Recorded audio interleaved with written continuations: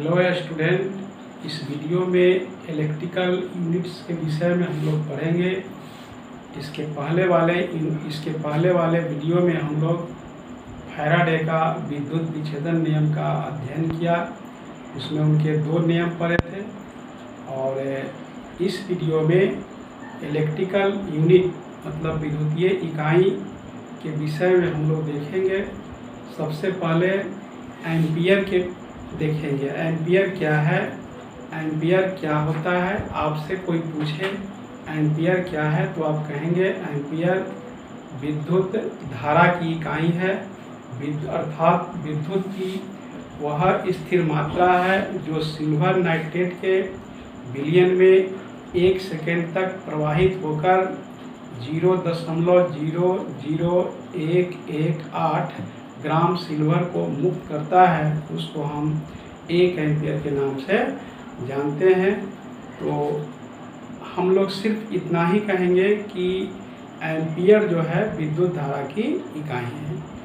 उसके बाद हम लोग देखेंगे ये कूलम क्या है। तो कूलम विद्युत की मात्रा की इकाई है और कूलम को हम लोग इस तरह से परिभाषित करेंगे कि किसी विद्युत परिपथ में, हम लोग पहले जान लें कि विद्युत परिपथ होता क्या है। विद्युत परिपथ है वह परिपथ है जिससे होकर विद्युत धारा प्रवाहित होता है, ठीक है ना। इलेक्ट्रिक सर्किट विद्युत परिपथ जिससे होकर इलेक्ट्रिक करंट फ्लो हो उसको हम इलेक्ट्रिक सर्किट विद्युत परिपथ कहते हैं। तो किसी विद्युत परिपथ में 1 एम्पियर की विद्युत धारा को 1 सेकेंड तक प्रवाहित करने पर जितनी विद्युत की परिमाण प्रवाहित होते हैं, चाहे जितनी विद्युत की मात्रा प्रवाहित होती है उसी को हम कूलम कहते हैं। कूलम को Q से सूचित किया जाता है और Q बराबर होता है CT, जहाँ C विद्युत धारा होंगे, T समय होंगे और Q जो है कूलम होगा। और इस तरह से फिर एक आगे जो है से फैराडे आता है। फैराडे क्या है, तो फैराडे भी विद्युत की मात्रा की बड़ी इकाई है, ठीक है ना। विद्युत की मात्रा की बड़ी इकाई को फैराडे कहते हैं और विद्युत की मात्रा की इकाई को कूलम कहते हैं, ठीक। तो फैराडे का डिफिनीशन हम लोग इस तरह से देंगे कि किसी वैद्युत अपघट्य के विलयन से उसके तुल्यांकी भार के बराबर मात्रा को प्राप्त करने के लिए जितनी विद्युत की मात्रा खर्च होती है उसको हम लोग फैराडे के नाम से जानते हैं। और फैराडे जो है विद्युत की मात्रा की बड़ी इकाई है। 1 फैराडे में आपको 96,500 कूलम लगभग होते हैं। तो हम लोग इसको एक एक करके हम डिफिनीशन देखेंगे। सबसे पहले हम लोग एम्पियर देखेंगे। एम्पियर क्या है, तो हम लिखेंगे एम्पियर विद्युत धारा की इकाई है। उसके आगे लिखेंगे वह स्थिर विद्युत धारा जो सिल्वर नाइट्रेट के विलयन में 1 सेकेंड तक प्रवाहित करने पर 0.00118 ग्राम सिल्वर मुक्त करता है, उसको एम्पियर कहा जाता है। आप सिर्फ इतना ही कह सकते हैं कि एम्पियर जो है विद्युत धारा की इकाई है। उसके बाद नेक्स्ट पॉइंट है कूलम। कूलम क्या है, विद्युत की मात्रा की बड़ी इकाई है, ठीक है ना। इलेक्ट्रिक करंट की क्वांटिटी की इकाई है, विद्युत की मात्रा की इकाई है। विद्युत की मात्रा की इकाई को हम लोग इस तरह से परिभाषित करेंगे, किसी विद्युत परिपथ में 1 एम्पियर की विद्युत धारा को 1 सेकेंड तक प्रवाहित करने पर जितनी विद्युत की मात्रा प्रवाहित होती है उसको कूलम कहा जाता है। कूलम को Q से सूचित किया जाता है। Q बराबर होता है CT, जहाँ Q amount of electric current मतलब विद्युत की मात्रा है और C इलेक्ट्रिक करंट मतलब विद्युत धारा है और T टाइम है, समय है। तो इस तरह से हम लोग 2 चीज़ का डिफिनीशन देखा, एम्पियर का, कूलम का। एम्पियर क्या है, तो हम कहेंगे विद्युत की धारा की इकाई है और कूलम क्या है, विद्युत की मात्रा की इकाई है। अब इसके आगे हम लोग देखेंगे फैराडे। अब हम लोग फैराडे को देखेंगे। फैराडे क्या है, फैराडे विद्युत की मात्रा की बड़ी इकाई है और कूलम जो है वह विद्युत की मात्रा की इकाई मतलब छोटी इकाई है, बड़ी इकाई है।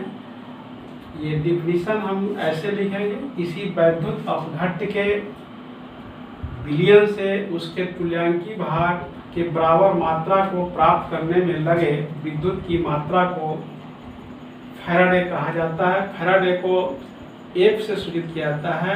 एक फैराडे बराबर होता है 96,500 कूलम।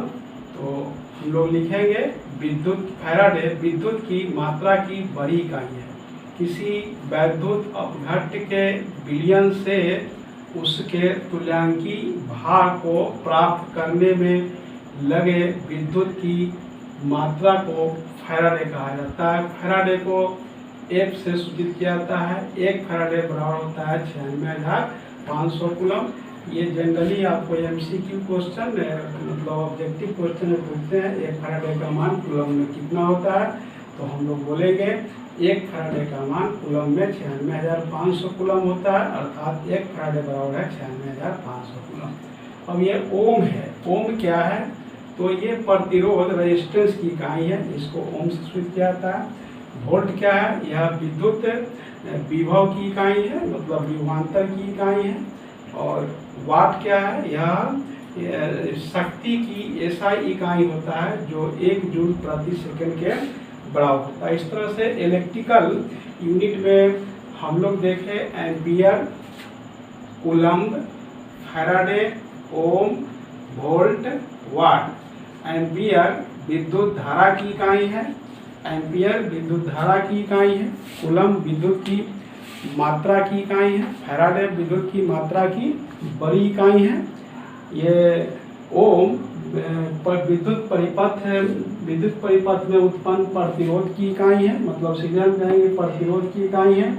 वोल्ट ये विद्युत विभव की इकाई है। वाट यह शक्ति की इकाई है। अब हम लोग इसमें देखेंगे एप्लीकेशन ऑफ इलेक्ट्रोलाइसिस मतलब विद्युत विच्छेदन का उपयोग। अब हम लोग देखेंगे एप्लीकेशन ऑफ इलेक्ट्रोलाइसिस अर्थात विद्युत विच्छेदन का उपयोग। विद्युत विच्छेदन के विषय में हम लोग देखे थे। विद्युत विच्छेदन वह प्रक्रिया है जिसमें किसी वैद्युत अपघट्य के जलीय विलयन अथवा द्रवित अवस्था से विद्युत धारा प्रवाहित करके उसको अवयवी आयनों में अपघटित कराया जाता है, तो उसको विद्युत विच्छेदन कहते हैं। उससे संबंधित फैराडे का नियम भी पढ़ा। अब हम लोग देख रहे हैं विद्युत विच्छेदन का उपयोग। विद्युत विच्छेदन का उपयोग क्या है, ये विद्युत विच्छेदन का उपयोग जनरली तुल्यांकी भार ज्ञात करने में होता है, विद्युत रासायनिक समतुल्यांक ज्ञात करने में होता है, विद्युत लेपन या विद्युत मुद्रण भी कहेंगे, ठीक है ना। उसके बाद ये विद्युत विच्छेदन द्वारा धातु का शुद्धिकरण करने में होता है और धातु कर्म में होता है मतलब धातु कर्म इस धातु को प्राप्त करने में होता है। तो मुख्य ये 4-5 उपयोग हैं। पहला है तुल्यांकी भार ज्ञात करने में। किसी मेटल का इक्विवेलेंट वेट को ज्ञात करने के लिए हम लोग विद्युत विच्छेदन का प्रयोग करते हैं। क्योंकि विद्युत विच्छेदन से संबंधित सेकेंड लॉ में हम पढ़ा था कि जब विभिन्न वैद्युत अपघट्य के विलयन को श्रेणी क्रम में जोड़ा जाता है और उससे समान विद्युत धारा प्रवाहित की जाती है तो इलेक्ट्रोड पर जमा हुए पदार्थ की मात्रा तुल्यांकी भार के बराबर होता है। उसमें हम लोग एक फार्मूला आया था M1/M2 बराबर E1/E2। तो इस फार्मूला के द्वारा, इस सूत्र के द्वारा हम किसी मेटल का तुल्यांकी भार ज्ञात करते हैं। तो पहला उपयोग हो गया तुल्यांकी भार ज्ञात करने में।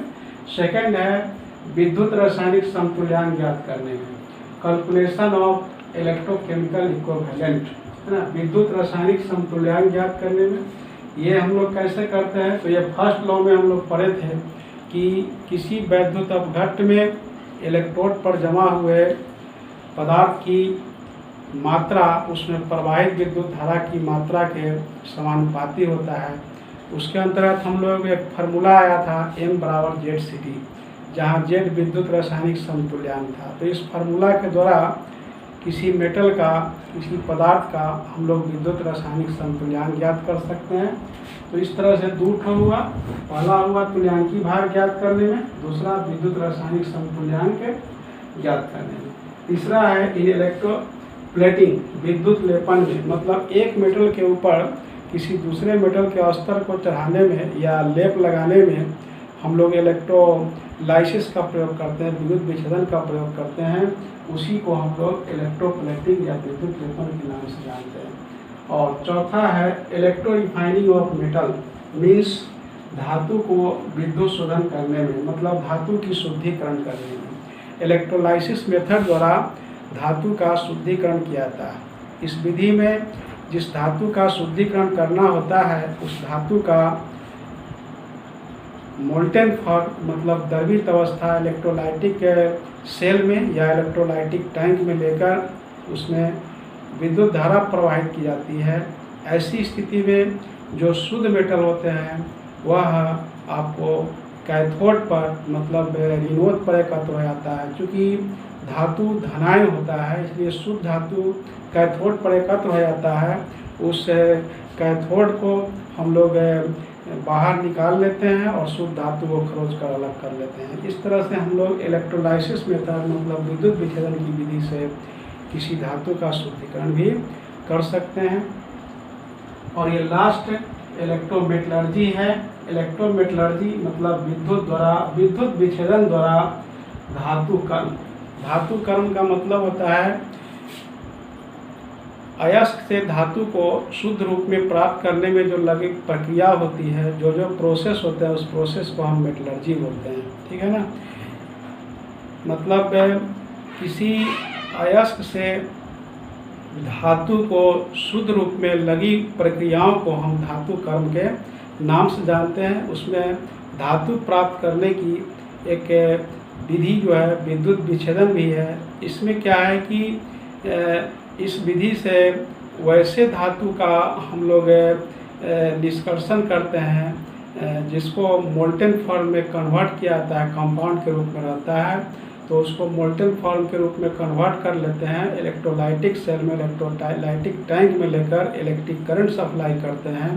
तो ऐसी स्थिति में जो मेटल होते हैं वह कैथोड पर एकत्र हो जाता है, उसके साथ जो इम्प्योरिटी होता है चाहे नॉन मेटल होता है एनोड पर जमा हो जाता है। इस तरह से हम लोग जो है से आपको धातु ही प्राप्त करते हैं विद्युत विच्छेदन विधि से।